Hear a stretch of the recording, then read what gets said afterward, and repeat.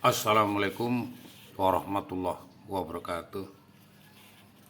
Semoga kita hari ini dikabulkan doa-doa kita bangun pagi sedang melaksanakan kegiatan, dan kita termasuk orang-orang yang takwa.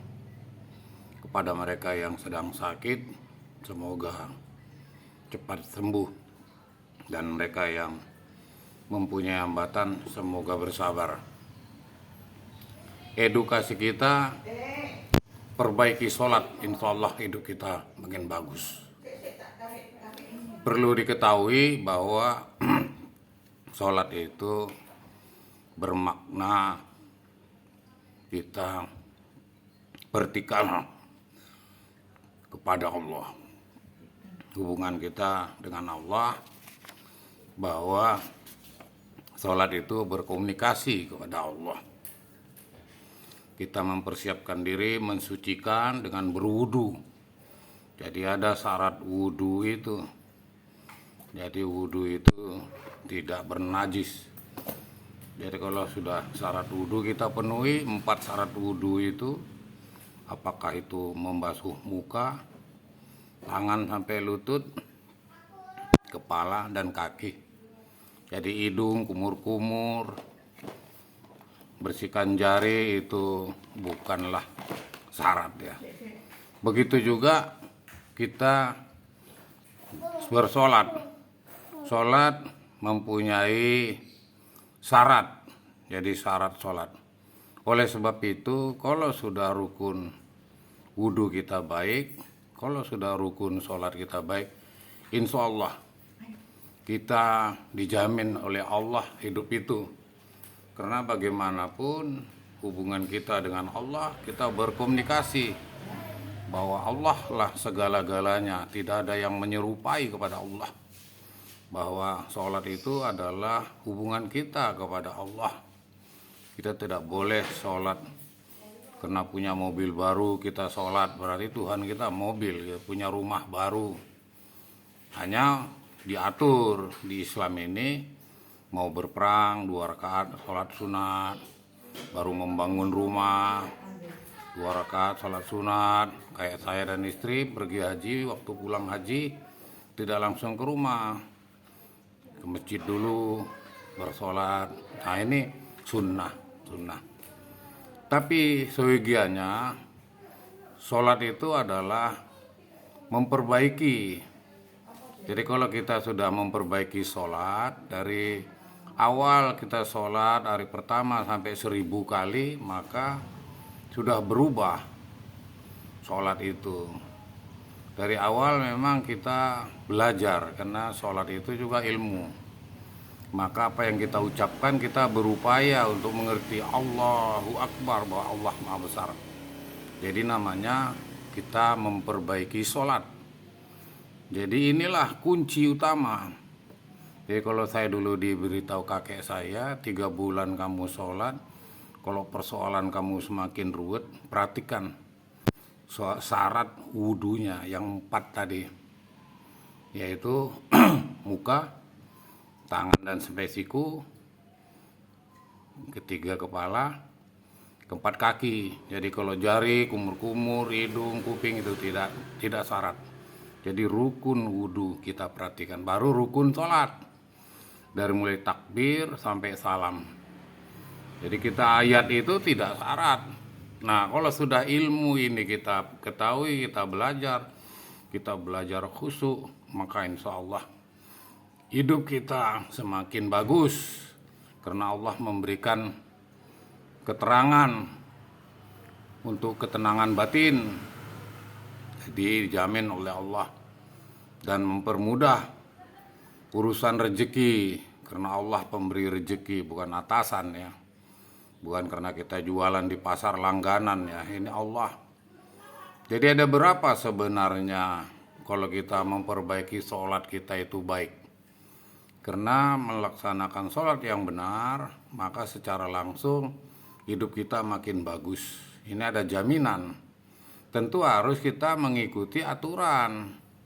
Bagaimana aturan wudhu, syarat wudhu, bagaimana syarat sholat, Syarat sholat itu dari takbir, baca Al-Fatihah, maka batallah orang sholatnya 2 rakaat subuh tidak baca Al-Fatihah, itu syarat. Jadi ayat itu tidak syarat. Jadi orang kalau sudah bersahadat saja, sudah mengucapkan asyhadu alla ilaha illallah wa asyhadu anna muhammadar rasulullah, dia ikut saja berjamaah, sudah sah sholatnya. Ya apa takbir imam dia takbir, dia hanya baca subhanallah, subhanallah, subhanallah saja sudah sah. Karena syarat dari sholat itu, syarat rukun sholat itu sudah terpenuhi. Untuk memperbaiki hidup kita yang baik, sesudah kita mempunyai ilmu agar sholat kita bagus, maka di antara rukun wudhu, rukun sholat sudah bagus, maka kita tepat waktu. Jadi orang yang memperlambat waktu berbeda derajatnya, pahala derajatnya. Jadi tepat waktu ini memang ada jaminan. Karena di dalam sholat itu kita bertemu dengan Allah. Jadi kita kalau sudah berupaya tepat waktu, ya kalau kita waktu masih anak-anak kecil. Nah kalau sudah terbiasa, maka begitu masjid bunyi pengajian atau begitu alarm bunyi kita bangun, nanti enggak alarm pun dia terbangun sendiri karena sudah ada yang menunggu kita tidur, itu ada malaikat. Hati kita ini terbangun sendiri. Itulah kalau kita sudah terbiasa tepat waktu mendengarkan mengumandangnya azan, memanggil ya, karena azan itu bukan waktu sholat ya. Azan untuk menghimpun. Kalau yang dibilang waktu sholat itu adalah qomat. Jadi udah ada imam baru qomat. Nah inilah Allahu Akbar, sudah la ilaha illallah. Nah itulah waktu sholat. Apalagi sekarang sudah ada di HP masing-masing kapan sholat subuh, kapan sholat zuhur, kapan sholat asar. Nanti kita tahu sendiri. Kadang kita tanya sama teman, nanti kalau saya lupa ingatkan ya, saya mau sholat zuhur. Atau kadang-kadang kalau dengan istri ya sama anak udah tahu dia nyupir di mana ketemu masjid, berhenti, papa mau sholat.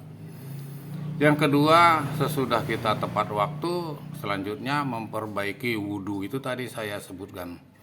Jangan nanti air wudhu itu yang kena matahari, air wudhu itu berbau, air wudhu itu bekas mustakmal, bekas orang lain, bekas mandinya orang. Wah ini repot.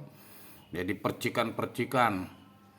Jadi berwudu. Jadi dia begitu berwudu dari keran, apalagi dia mengambil tetesannya itu dengan tangan langsung dari keran, dari pakai sandal, keluar dari kamar mandi, sandalnya dipakai, ini udah terjamin lah.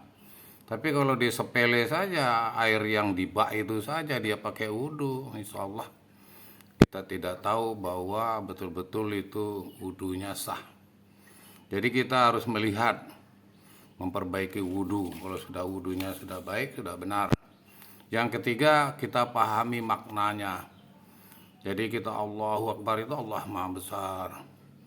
Sami Allahu liman hamidah, perkenankanlah ya Allah. Jadi kita ruku, kita duduk, ampunkan dosaku, sayangi aku, tutupkan aibku, tinggikan derajatku. Waktu kita duduk di antara dua sholat, waktu kita mengucapkan Rabbi ghfirli warhamni wajiburni.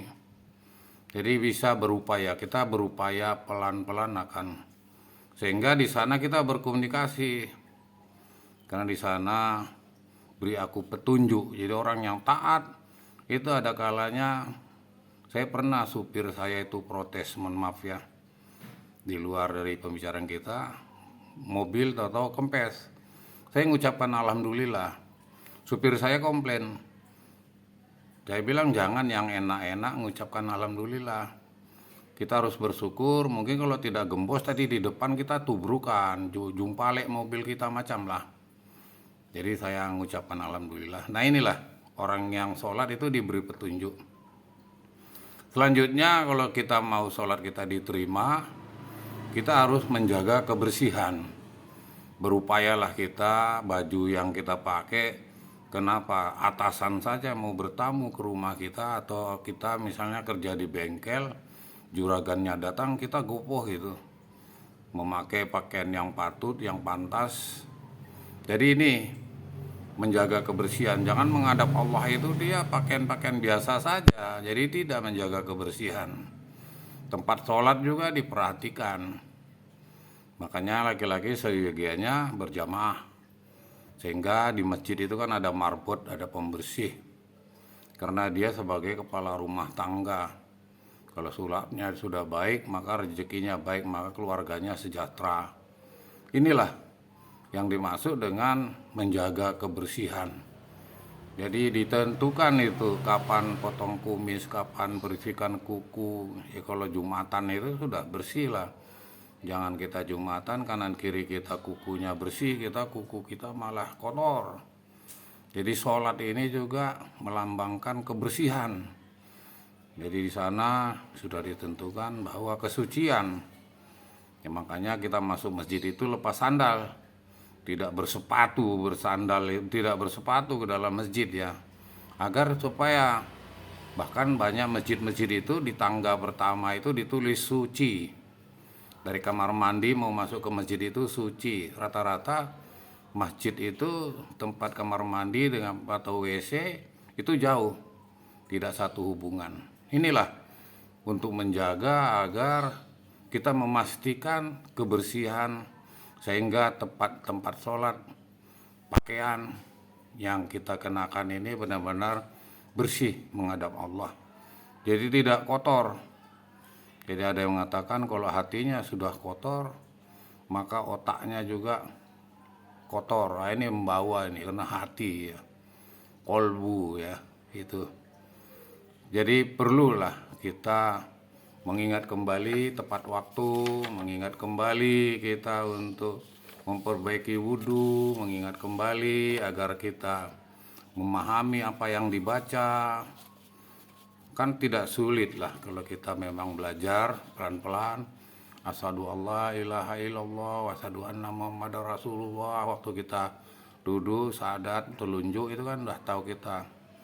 Aku bersaksi tidak ada Tuhan selain Allah, dan aku saksi Nabi Muhammad utusan Allah. Nah inilah, sesudah kita mempelajari makna daripada sholat, tentu kita menjaga kebersihan. Waktu kita sangat terbatas. Terima kasih. Assalamualaikum warahmatullahi wabarakatuh.